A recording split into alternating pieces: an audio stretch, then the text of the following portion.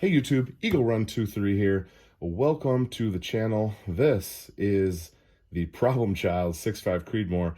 Although I'm gonna have to change the name of it because she is performing beautifully. We took it out to 850 yards just a couple of weeks ago. So ammo is hard to find and we reload 6.5 Creedmoor. So we've been doing some testing on how to find a load for this gun that it likes. It really likes the factory Hornady Match 140 grain ELD. It likes that bullet. That's what I shot out to distance, and we were very happy with that. So we tried to make some copycats of it. Let me give you a quick rundown in case some of you are new and don't remember what's happened with this gun. This is a ballistic advantage barrel and bolt. We have a Live Free Armory lower, upper, and handguard, all from Live Free Armory. Cerakoted titanium, sniper gray, whatever it is, 3D printed grip, and we have a Rock River Arms 2-stage match trigger. Love this trigger.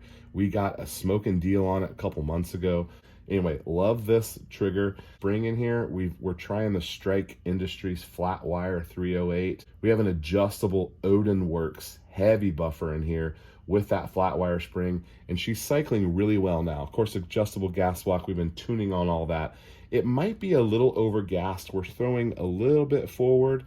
I don't know, if we get the handguard off, we might tune on it a little bit, but I like what it's doing right now, so I'm very happy with it. So let's go over some of our groups for the day.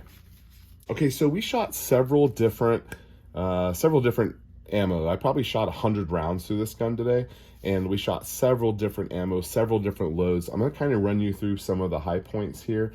I first wanna say, I go to the range all the time. Sometimes once a week, sometimes 3 times a week. I go to the range all the time. And there was a guy next to me who I was talking with, and he's a reloader. I kind of saw some of his boxes. I asked him a couple questions. Seems like a really nice guy. And then another guy came up and started talking, and he was actually pretty close to me, just a couple of lanes over. And we were probably the only 3 or 4 guys on the 100-yard range. And this guy, not the reloader guy, the other guy next to me, he is talking to the reloader guy who's on the other side of me. So I'm in the middle of their conversation. So I joined in a little bit, but I was mostly had a limited amount of time and was trying to get some actual data work done here. And I got involved in their conversation, and this guy is talking nonstop about how good of a shooter is, and he's been in the Army, and just nonstop. I can shoot anything with this 308. He was shooting 308 bolt gun, and just going on and on and on about what groups are good, and he's a reloader too, but I know the other guy was a reloader because he had all of his stuff, paperwork and taking notes, and had a chronograph. He had little boxes with stickers on it. That guy was legit.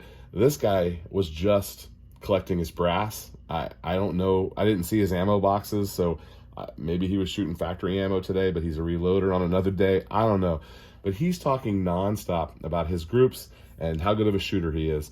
And so the range was cold, and so I went down to get my targets, and I hollered back at him because he was zipping up his bag.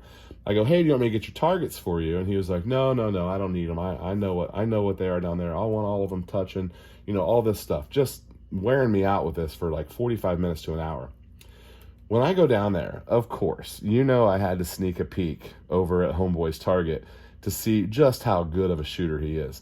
Let me roll for you the picture of this guy's group.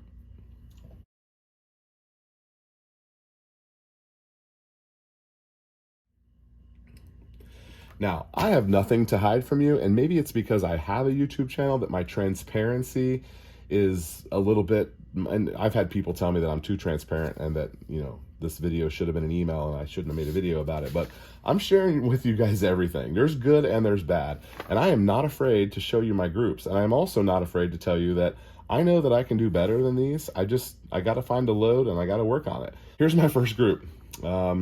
Probably just over an inch. I'm not going to bother measuring it, but this was the ELD knockoff that we're trying to make that's supposed to kind of match the ELD match from Hornady. So here's our first group, and here's our second group. And here's the other thing. This shot, I know, was not a good trigger squeeze. It just didn't feel right, and I wasn't happy with where it went. The rest of this group I was happy with. This was the second shot in this group, and it didn't feel good. So I'm going to throw that one out, and I'm just going to count those 4. I can make my own rules, I guess. And then we also shot, okay, do you guys remember the video I did where we picked up a box of random ammos from the pawn shop, and there was just a bunch of half-used boxes, and it was all 6.5 Creedmoor, but there was probably 200 rounds in there, but it was all different stuff. There was 8 bullets of a 140 grain fusion bullet from, I believe, Federal, and I shot those 4 because that's all there was. And on this one, I'm telling you yet again, this one did not feel good. These felt good. I don't know about that one. That's probably just me being a bad shooter. But we got some touching over there, which I like. And then again, these two, when I shot them, I knew that they weren't going to be where I wanted them. This was like, it went like first, second, third, fourth, fifth shot. So this is probably what the gun is capable of, and this is what I'm capable of. I feel like I'm making a lot of excuses about my shooting, but hey, listen, I'm still showing you everything. We're also testing this Barnes match burner that we like as well. And this was a pretty good group. We liked that. And some other good groups here. I had 1 bullet left, and I thought I'm gonna go for a bullseye, and I was pretty happy with that. That was what I left the range on. And then a little group there. I'm not measuring these for you guys. None of them are sub MOA, so none of them are probably sub MOA, so probably nothing really to brag about, but I was also not bragging about them. So let's look at our chronograph data. I had no idea where my loads were because we didn't have a way to test that. So you guys kind of helped me out here on, this was my soft point spear that I would use as a hunting round. I was 2587 average on that one. And then these two are my ELD knockoffs. There was some inconsistency here, and I don't know if that was my Dillon throwing weird powders or what. I thought I had that pretty dialed, but 2571, it's a 2606 average, 2587 average. I feel like I want to be over 2600. So some of those 25s are probably a little light. And you know, I don't push limits on my powder, so that could be true too. The match burner was in the high 26s, which was pretty good. And then, with the fusions, the factory fusion was pretty consistent, a low of 2679 and a high of 2698.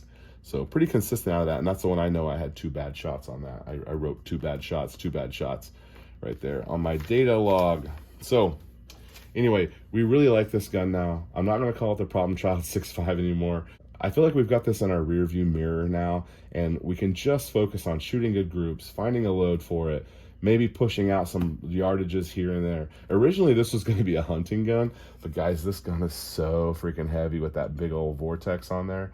It is just so heavy. I don't know.